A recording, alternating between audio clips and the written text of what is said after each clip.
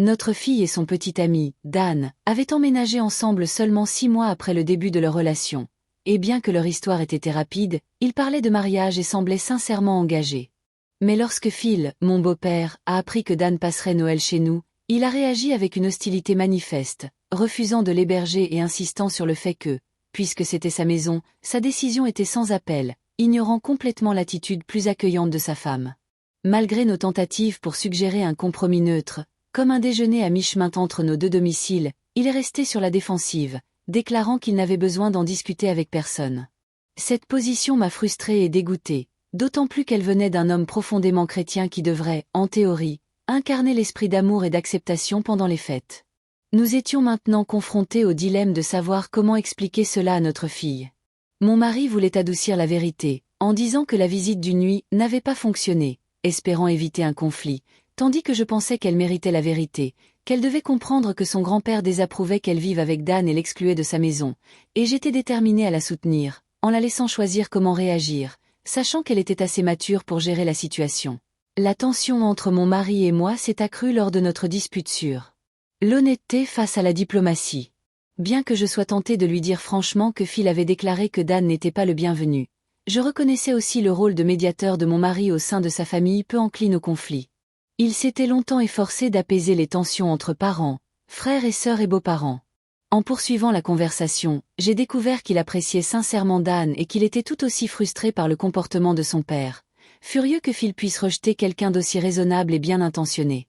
Si, au départ, j'ai soupçonné que l'aversion de Phil puisse être motivée par le racisme, car il désignait Dan par « ce garçon », une discussion plus approfondie a révélé qu'il s'agissait d'un malentendu, puisqu'il utilisait le même terme pour d'autres hommes de la famille. Le véritable problème résidait dans la conception désuète de Phil selon laquelle les jeunes ne devraient pas vivre ensemble avant les fiançailles ou le mariage, que leur relation était allée trop vite et que Dan n'avait pas encore commencé sa formation professionnelle, ce que Phil interprétait à tort comme du parasitisme. Bien que ses opinions fussent frustrantes et dépassées, elles étaient.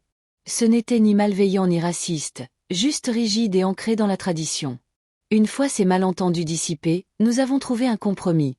Phil n'accueillerait toujours pas de visite d'une nuit, mais Dan serait le bienvenu pour une visite d'une journée.